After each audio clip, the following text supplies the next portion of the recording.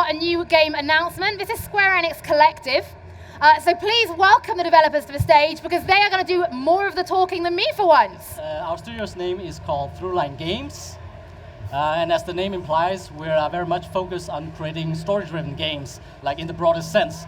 And it's actually very funny to be standing here today because we have a lot of team members who've been like a big fan of Squaresoft, as it's called back in the day, playing the classic games on the NES and the PlayStation 1. And now it feels like coming full circle, standing here and working together with Square Enix Collective, who's run by wonderful people. Okay, well, I guess we shouldn't wait any longer. Would you guys like to reveal the name of your new game? Yes. So, the name of the game is called Forgotton Anne. Forgotton. More, exactly. So we brought this playable teaser, you could say, which takes place a bit in the beginning of the game, but we won't be showing the whole intro. But let me get you set up with what the game's about. You saw the teaser there, so it's set in the Forgotten Realm. Right. And what is the Forgotten Realm? It's think of all the things you've lost over your lifetime. Okay, so socks, hair clips, exactly, anything that you might have had an attachment to. So in our game, they appear in the Forgotten Realm when you forget them. And they take on life as creatures called Forgotlings. Okay. And for some reason, two human beings has ended up in this realm. An old man named Bunku and a young girl named Anne. And so how they ended up here and their quest to return to the human world is part of the mystery that drives the games forward. I mean, we've got to talk about that art style. Right. I mean, when people say Square Enix and Square Enix Collective, this is where my heart instantly leaps, is this very Japanese, can I say, Studio Ghibli art style? Yeah. Is this, I mean, you guys do all of this in-house? Yes, we do all of this in-house. We have great animators, and obviously there's some inspiration from animation from Japan, both Ghibli, works from Satoshi Kon, like a lot of those great masters over there. But what we're trying to do is all to mix it together, drawing inspiration from darker Western fairy tale fare, like movies from Pan's Labyrinth from Del Toro. Even the old Labyrinth, if you've seen it, the one with David Bowie as the villain. You guys are ticking a lot of boxes for people here, I'm sure. Yeah. This is beautiful. So here in the beginning of the game, there's a power outage, and we see in the lower right corner of the screen that there's something she wears on her glove called the Arca, which is this magical stone. And what it does is enables you, the player, to manipulate this energy called anima. Yeah. Because everything in the Forgotten Realm is more or less made up of this anima energy, or what's powering the machines in there. Yeah. So you'll be able to draw and transfer this anima. So you can go into anima vision and you can sense the anima in your surroundings. And this is what we're doing now, we're drawing. So we are taking some anima from these canisters in order to restore power to the area. This should be enough. I see, so there in the bottom right hand side, that's our meter for how much energy we're currently holding. Exactly. The art style is beautiful. It really is. The 2D, and it works beautifully. The way the movements, the character, the dress, the hair when she runs. So we are taking a bit of an old school approach to both the animation-wise, but also it's a game that is both drawing from adventure game genre, like we'll have dialogue options as we'll see in a minute, but also puzzle platforming that is a bit more reminiscent of the old school, like from the 80s and 90s, like Prince of Persia, Flashback, Another World, like stuff with a bit of weight and realism to the movements. It is unfortunate. And here we see her communicating with Master Bunku through mirrors. So you can answer. So let's see. What should we do? What should I do? Anyone? There you go. What should I do? What should I do, Master? First and foremost, be on your guard, Anne. These rebels do not possess the faintest clue of what they are doing. What we need to do is restore power to the tower grounds.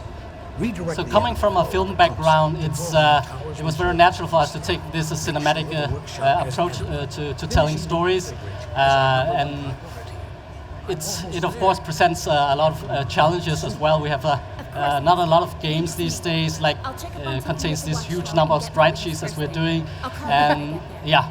A lot of spreadsheets in game making, and no one realizes Excel is your best friend. Yes. Never mind. Stay vigilant. We only have each other. So the game is fully voiced, except for Anne's thoughts. After an anima shortage, I reversed my You'll throughout the game you'll get these During my diary entries, communication with Master Bongo, which Anne I was writes down informed what about has happened. Lovely. Hey, Freeze! Just where do you think So this is one of these. So this is a Forgotling. So at the beginning of the game, you sense there's a rebellion going on. There's a group of Forgottlings who is actually rebelling against Anne and Bunku's enterprise. Because Bunku has made this industrialized zone as he builds this tower to get the both of them back to the human world. But for some reason, there's a group of Forgottlings who is opposing that. So Right. here we have a possible rebel breaking into Anne's house. What do we believe think? them? Don't believe you? Don't believe you. Don't believe you're you. an unauthorized intruder? How did you even get past the watchtower? Why, the attendant let me through. So how does that set the story then? Because normally if there's a story, it's good versus evil. But Right. if Anne and Boku are building this tower and forcing Yeah. there's a rebellion, Yeah. Sure. it puts us in a weird position as a character. Right, we try not to make it too black and white. Yeah. And Anne is the enforcer in the realm. She's Bunku's right hand, you could say. Bunku is, they're both residing in this very tall tower, and Anne is trying to keep order in the realm. And in the beginning of the game, she must investigate this rebellion and try to squash it. But of course, there will be twists and turns and surprises. Oh, he's trying to escape. All right, let's get him.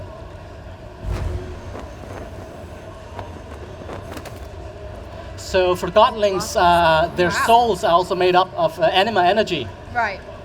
So naturally, we can use the arca to draw out their life energy. As you could see, if you saw the hint there, this outcome could have been different. So it's also depending on your choice of actions in certain situations and how you respond in dialogue. It will affect the outcomes of different situations. So it's not just simply you just choose for the sake of it. There's actually Yes. the game plays out differently depending on what you pick. Right. That's very well done. How about the ending? Can it affect the ending on different paths? Or will I it think always I take won't you? spoil too much of the good stuff yet, Ah. but yes, it will have an effect on things.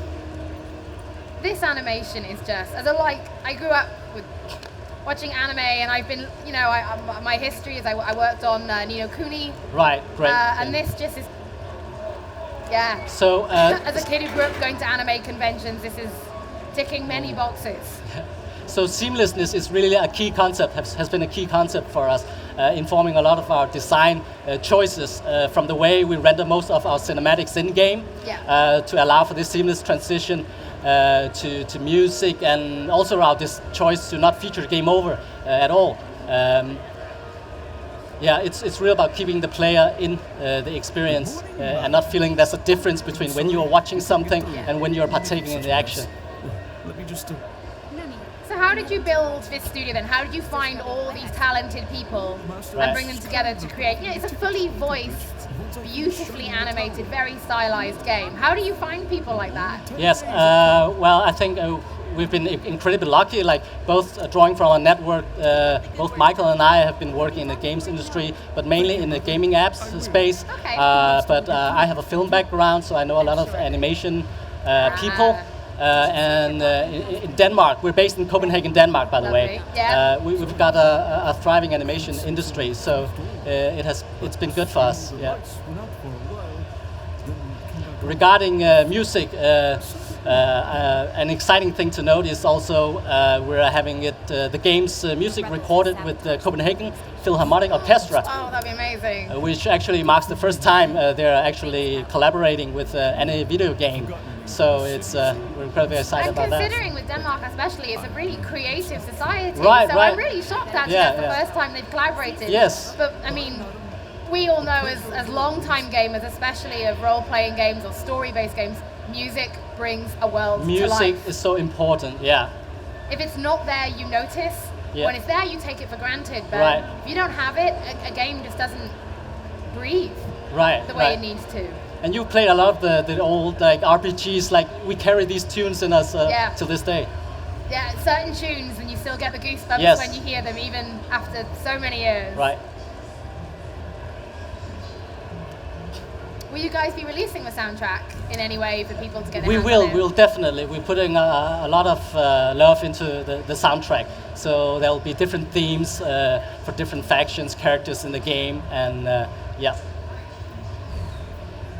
So apart from being able to draw and transfer anima from her surroundings, she can also instill certain machinery with anima and thereby controlling things. For example, here we have an example of her just lifting up the gate, and then you are using the energy from your arca.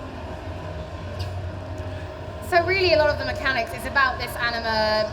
It's about watching how much you're spending. Right, and it's the key gathering mechanic. it where possible. Yes.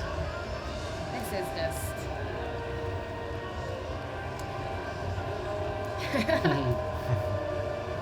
I think this is the first time I've ever been able to be part of a game announcement as well, and something like this is absolutely stunning.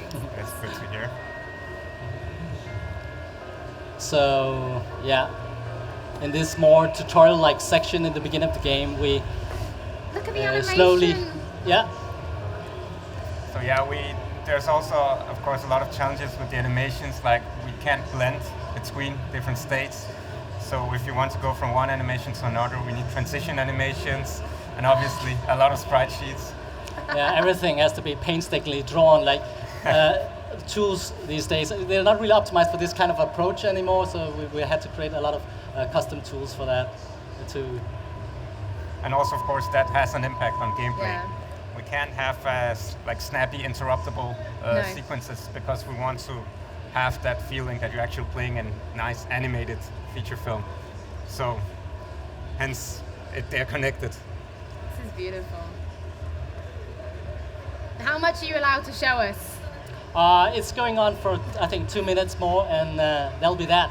And it will be playable in the rest zone here at EGX as well. Oh, Yeah. so people will be able to go and play this for themselves Yes. and hear it as well, which Right, I'm right. sure is equally as important. Let's see if I can make this So- jump in the first try. Yeah. Yep. Ooh, that's good. Well done. And the game will be coming to digital download only? It will be coming on digital download, yes, on consoles and PC. Oh, see you. This is so lovely. Who's out there? The enforcer is on her way, you know. So don't try. So there's somebody hiding behind that wall, but we won't be revealing it here. For a rebel. I'm really intrigued by this story, this idea that as an enforcer I would never associate that with being a good guy. Right, But I right. don't want to play a bad guy either. Yeah, it's. I mean, we have some fairy tale elements like. She's like a princess living in this tall tower, but and then again she's an enforcer. It's a bit cooler, right? It's You have this so cool. ability. Well, guys, thank you so much. Thank Thank you. you This for is Thanks for absolutely having us. beautiful. Congratulations on announcing your game. Thank you so much for joining us. Thank you so much for letting PlayStation Access and PlayStation here at EGX be part of this moment, because I know for you guys this is what you've been working towards. Yeah, it's now amazing to onwards be and upwards to 2017 when you'll be launching. Guys, a big round of applause for Throughline Games and Forgotton Anne. Thank you very much. Thanks.